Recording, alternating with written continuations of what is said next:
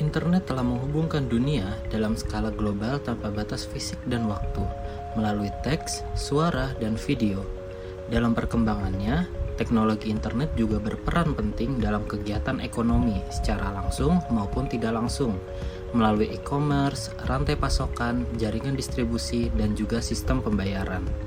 Ekonomi digital Indonesia juga diproyeksikan akan tumbuh menjadi 146 miliar dolar Amerika di tahun 2025. Sementara itu, Undang-Undang Informasi dan Transaksi Elektronik atau UU ITE di Indonesia baru diinisiasi pada tahun 2008. Namun dengan regulasi industri internet yang terus berkembang di Indonesia, Indonesia sendiri masih belum memiliki kerangka aturan tentang net neutrality. Topik inilah yang masih dalam perdebatan dan berpotensi menghambat pertumbuhan ekonomi digital.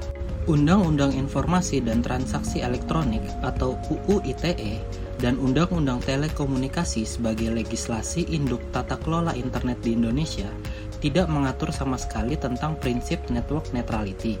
Walaupun demikian, dalam asas UU ITE diakui banyak bentuk netralitas lain, yakni salah satunya netralitas teknologi. Di tingkat peraturan menteri, saat ini tengah disusun rancangan peraturan menteri tentang standar kualitas pelayanan jasa akses internet. Dalam rancangan peraturan tersebut lebih menekankan pada perlindungan hak-hak konsumen terkait dengan gangguan jaringan dan akses internet. Sementara terkait dengan network neutrality belum diatur sama sekali di undang-undang tersebut. Lantas, apakah kebijakan di Indonesia sudah ada yang mengatur tentang net neutrality? Dapat dipahami bahwa prinsip net neutrality ini sendiri belumlah seragam dan belum pula menjadi suatu kewajiban internasional yang timbul dari perjanjian internasional yang diadopsi luas bersifat universal. Sehingga masih terdapat ruang kebijakan bagi negara untuk menentukan pendekatannya masing-masing dalam hal kelola tata internet.